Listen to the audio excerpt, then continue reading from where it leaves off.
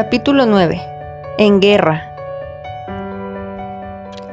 Una mañana fuimos sorprendidos por un extraño ruido. Las gentes salían corriendo de sus casas para ver infinidad de pequeños aviones plateados en el cielo, que brillaban bajo la luz del sol. La gente gritaba y movía las manos emocionada, porque nadie había visto jamás un avión. Los aviones sobrevolaron casi por encima del pueblo, hacia adelante y hacia atrás, arrojando sus bombas. Estábamos en nuestro servicio matutino cuando cayó una bomba en la casa de la misión y yo no pude recordar nada hasta que me sacaron arrastrando de entre aquellas ruinas poco tiempo después. Cuando me repuse completamente, escarbé entre aquellos escombros hasta que encontré el botiquín de primeros auxilios. Pero todo lo que contenía eran pequeños vendajes y una botella de yodo, y cientos de personas agonizaban o ya estaban muertas en todo el pueblo.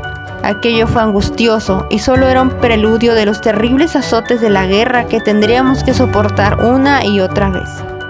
Los chinos estaban consternados y eran incapaces de organizar cualquier servicio que pudiera ser verdaderamente efectivo. Ahí estaba la interminable tarea de sepultar a los muertos, consolar a los vivos, auxiliar a los heridos, cuidar de los niños, que frecuentemente nacían solo para morir después de unas cuantas horas o días, y ayudar a las pobres y angustiadas madres. La posada quedó totalmente destruida, en tal grado que tuvimos que irnos con otro misionero que había llegado a la aldea hacía solo unos meses. Desde allí, por lo pronto, continué con mi labor de evangelización en las aldeas. Algunas veces el señor Lu, el evangelista chino, me acompañaba, pero la mayoría de las veces me llevaba a 2 o 3 niños conmigo. Mis viajes se extendían a campos lejanos y en ocasiones entré en las aldeas ocupadas por los japoneses. No se metían conmigo para nada y ocasionalmente soldados japoneses asistían a mis reuniones. Ellos no entendían el chino, pero cuando cantábamos coritos se unían con nosotros para cantar. 1 o 2 de ellos eran ya cristianos, de suerte que cantaban en su propia lengua. Yan Cheng se encontraba realmente en el propio campo de batalla y continuamente cambiaba de manos. Cuando el ejército chino se acercaba e instalaba sus campamentos, yo visitaba a los soldados en sus cuarteles y de vez en cuando era invitada a beber té con el general y su esposa. Eran personas muy amigables y pronto me convertí en una de sus asiduas visitantes. En una ocasión, el general se encontraba estudiando sus mapas cuando yo estaba en el cuarto. «¿Quién sabe si ellos habrán llegado ya a este lugar?», dijo él, al tiempo que señalaba con el dedo. «Oh, sí, yo estuve allí hace unas semanas, y ya se encontraban allí por todas partes», repliqué.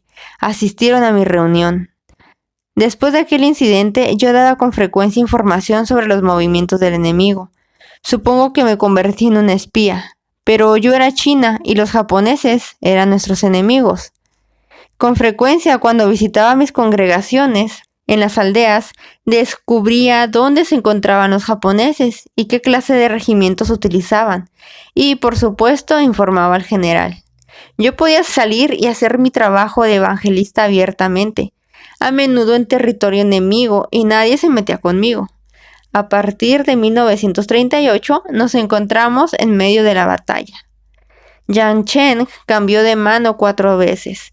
Primero la tomaron los ejércitos nacionalistas, luego los japoneses, y cada vez teníamos que huir a los cerros y vivir donde podíamos, en cuevas u hoyos en la tierra, y comer cuando la suerte nos favorecía. Cada ejército a su vez saqueaba la ciudad hasta que a ninguno de nosotros le quedaba nada. No obstante, cuando el ejército abandonaba la ciudad, regresábamos a nuestros hogares en ruinas, solo que con mucho agradecimiento por el hecho de poder llegar ahí. Tenía 2 tablas donde dormir, 2 banquillos, 2 tazas y una palangana. Sobre una pared descuartizada colgaba todavía una pequeña tarjeta que decía: «Dios ha escogido al débil y al menospreciado. Todo lo puedo en Cristo que me fortalece». Y cuán cierto era aquello. Yo había pasado por la prueba de fuego y Él me había fortalecido. Durante mucho tiempo no pude recibir noticias de Inglaterra, porque los servicios postales que quedaban estaban completamente inutilizados. Fue en 1941 cuando supe que había guerra en Europa. Era extraño pensar que mi propio pueblo también soportaba las mismas penas que yo, con la única diferencia que ahora me encontraba con mi pueblo adoptivo, los chinos. Un día, mi viejo amigo, el mandarín, fue a buscarme a las cuevas donde yo me encontraba cuidando a una multitud de refugiados. «Qué bueno que usted todavía está con vida y bien, Ai Weida», me saludó emocionado. «He venido a despedirme de usted. Voy a abandonar esta provincia y otro gobernador tomará mi lugar». «Oh, lo siento mucho. La he observado desde que usted llegó, Ai Weida. Usted ama a los nuestros, a todos ellos, y trabaja mucho para ayudarlos. Es la voluntad de Dios que así sea, mandarín. Eso es lo que vine a saber.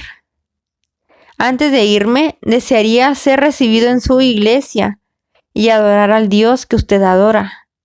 ¿Me lo concederá usted?» «Dios se lo concederá, mandarín», repliqué con mis ojos llenos de lágrimas. En medio de todo este sufrimiento y privaciones, mi Dios todavía actuaba. Después de muchos años de sembrar la semilla, Él me permitió ver que daba fruto en el corazón de este honorable y poderoso representante de la vieja China. Mi posada de mulas estaba en ruinas, pero seguí utilizando el patio como puesto de primeros auxilios. Había repartido a mis niños entre varios hogares cristianos de las aldeas del entorno, pero me necesitaban en Yancheng, justamente a la vuelta de la esquina de mi posada. Una familia había sido aniquilada totalmente. Esto me permitió utilizar su abandonada casa como mi hogar temporal. Con mucha frecuencia, alrededor de unos 40 heridos, algunas veces chinos, otras japoneses, eran llevados al patio de mi casa durante el día. No había ningún hospital de campaña organizado y el sufrimiento era terrible. Yo hacía lo que estaba a mi alcance por los heridos menos graves. Vendaba sus heridas, les daba de comer y de beber, y los dejaba descansar hasta que eran conducidos a sus respectivos campos. El señor Lu, el evangelista, todavía estaba conmigo, y en ocasiones había otros cristianos chinos que ayudaban como podían. Pero todo aquello era espantosamente inadecuado. 2 días después de que los japoneses retrocedieron por segunda vez, una turba de mujeres chinas entró hasta mi maltratado patio. Estaban confundidas, cansadas de la guerra y tristes. Yo aproveché la oportunidad para decirles que el gran Dios a quien yo servía se preocupaba por ellas y podía darles la paz del corazón incluso en medio de estas circunstancias tan terribles. Me paré en medio del patio y tomé en mis manos un grabado bíblico muy grande. Las miré a todas ellas con mi corazón lleno de compasión porque no conocían el amor de Dios.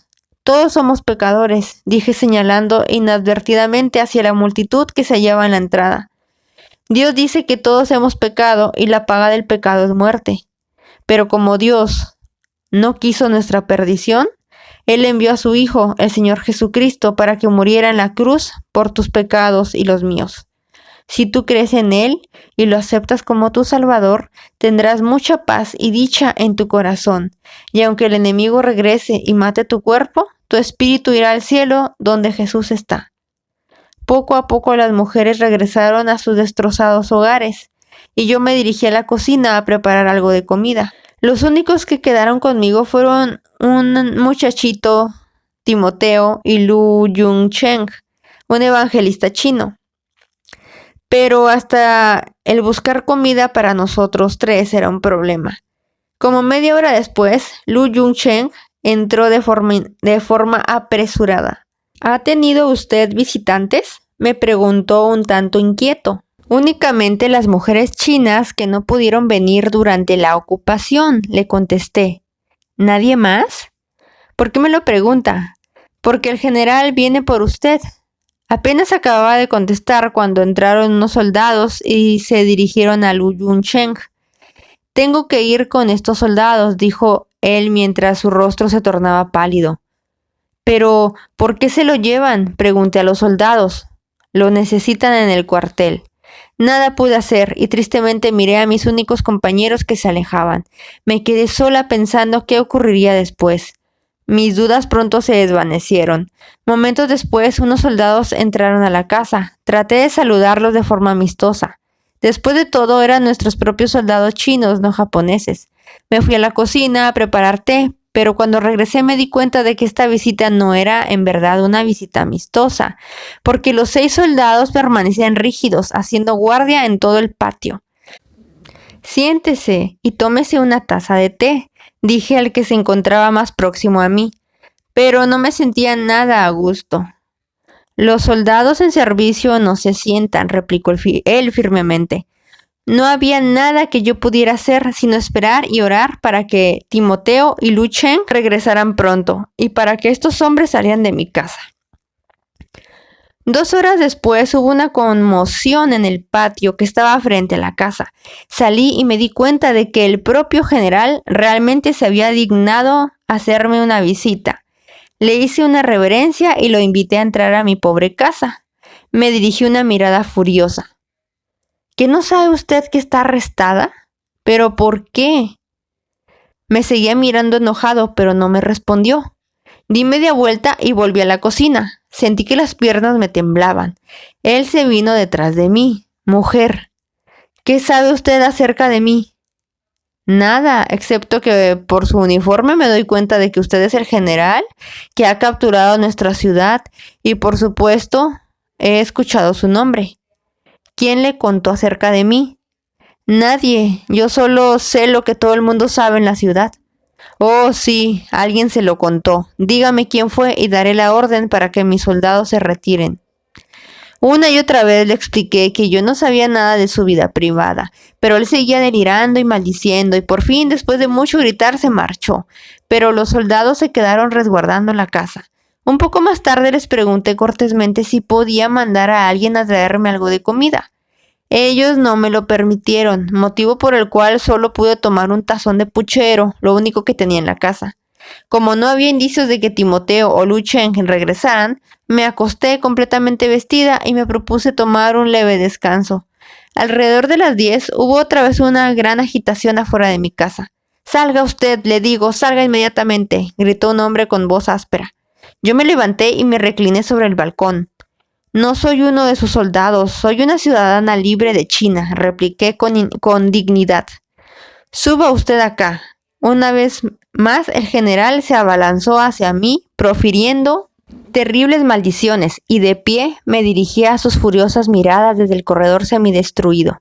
Le exijo por última vez que me diga quién le informó cosas sobre mi vida privada. Si lo hace, le prometo que no le pasará nada. Nada le puedo decir, no entiendo lo que usted me quiere decir.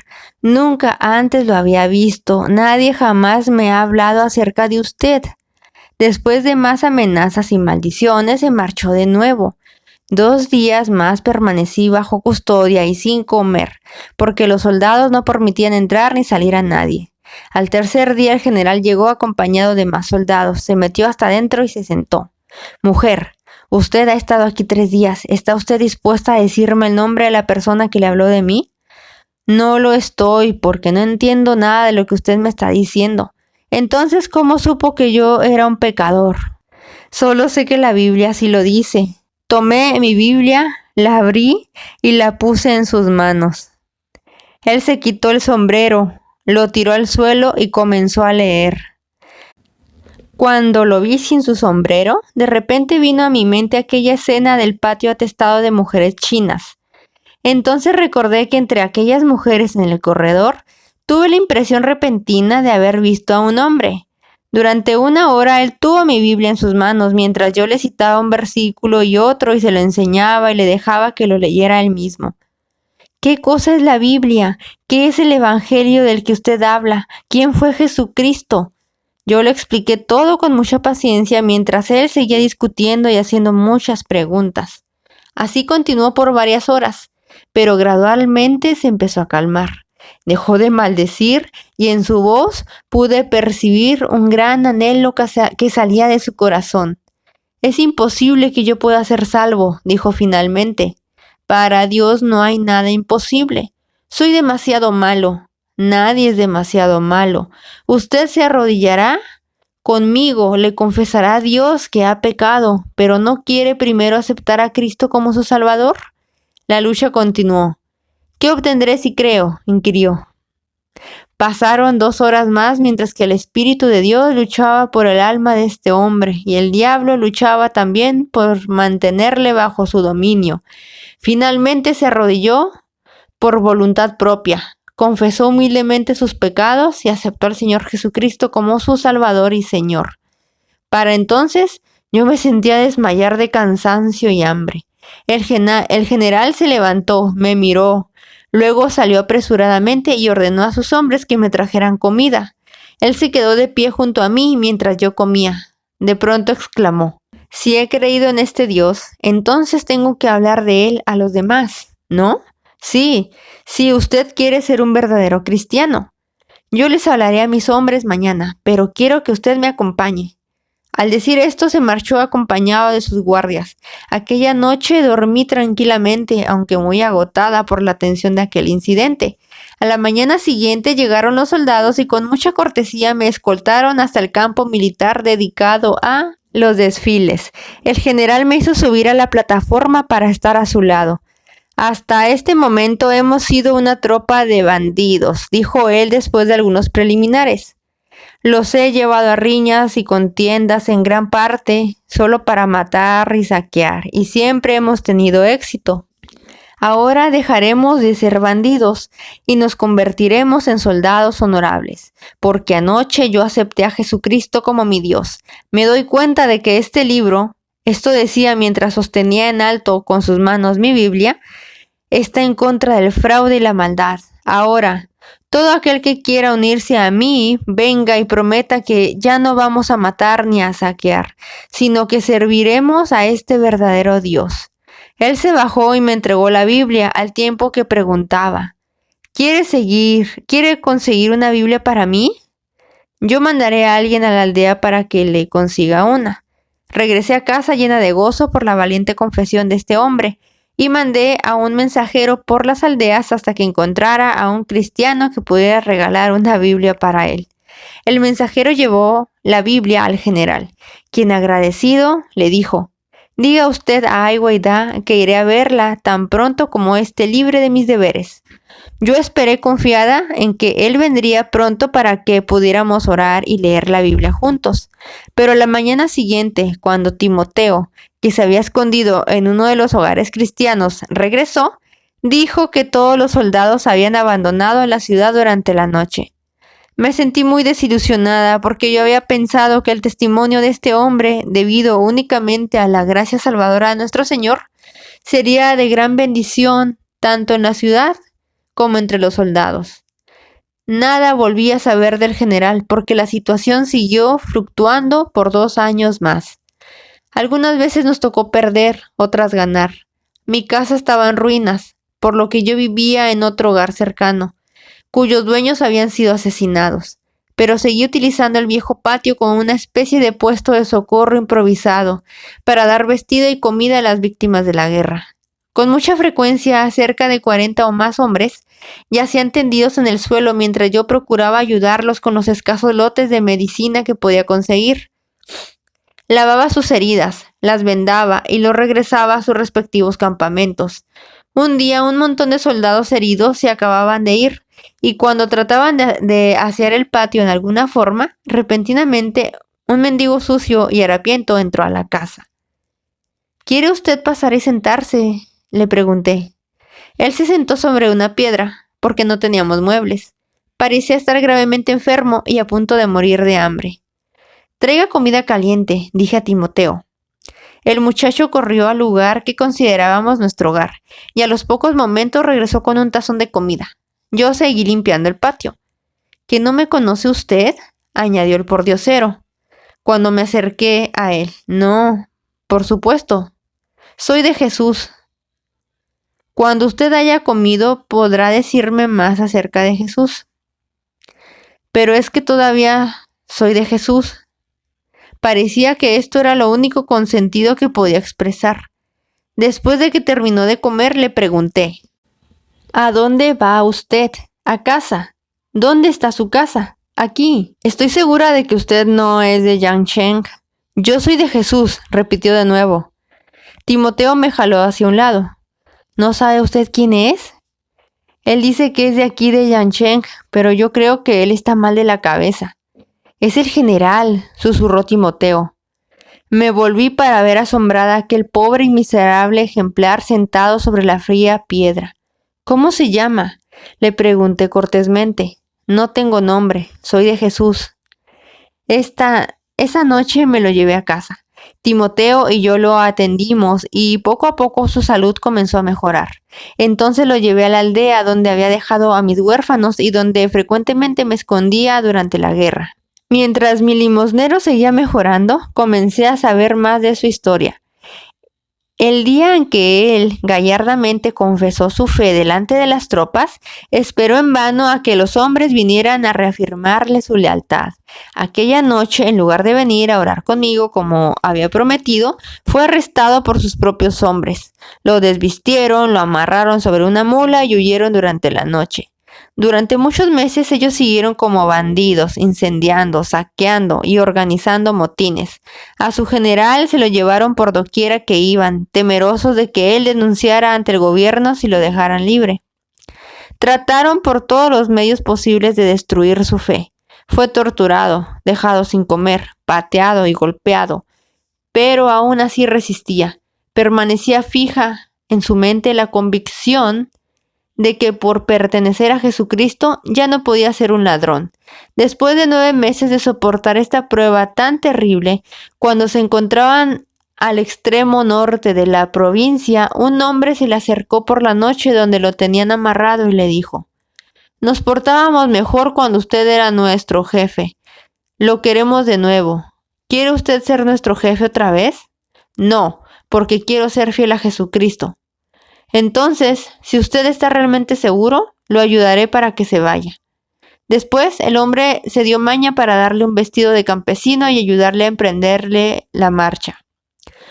Él mendigó en las aldeas, trabajó en los campos, temeroso siempre de que estos hombres lo encontraran y se vengaran terriblemente de él. En cada lugar, aunque él sabía muy poco de su fe, decía a la gente que él pertenecía a Jesucristo y que solo a él servía. La vida que él había soportado, por supuesto, le pasó factura y se puso gravemente enfermo. Algunas mujeres aldeanas lo ayudaron, pero ahora su mente se encontraba muy confusa. Todo lo que podía recordar era que él pertenecía a Jesús y a Yangcheng. Después de 15 meses de andar errante, pudo llegar a Yangcheng, y en vez de llegar como un déspota y maldiciente general, entró al mismo patio como un pobre, abatido y mísero mendigo. Esta fe implantada aquella noche de conflicto había sido como un grano de mostaza que permanecía inamovible, aunque todo lo demás se desvaneció. A medida que su salud mejoraba, su condición mental volvía a ser cada vez más normal. Pero el bandido fanfarrón había desaparecido. En la aldea, los niños lo adoraban y lo seguían. Nadie, excepto Timoteo y yo, conocía su verdadera identidad. Para los cristianos, él era Lao Da, el hermano mayor, y verdaderamente lo amaban. Las mujeres le regalaban pequeños antojos que preparaban y los hombres le traían Ling Tang, azúcar moreno, cuando regresaban con sus mulas, y para ellos el Ling Tang era muy valioso. Pero Lao Da jamás recuperó sus fuerzas. Su pecho se había debilitado por el sufrimiento y las difíciles circunstancias, y un año después de su regreso murió. Los cristianos de la aldea lo lloraron mucho. Para ellos, él era realmente Lao Da, hermano mayor. Jamás supimos su verdadero nombre, pero me sentí orgullosa de darle sepultura como Wong Wei De, mi hermano, orgullosa de saber que mi hijo en la fe había sido capaz de sufrir tan fielmente por nuestro Salvador y Señor. Se iría aligerando en el curso del viaje.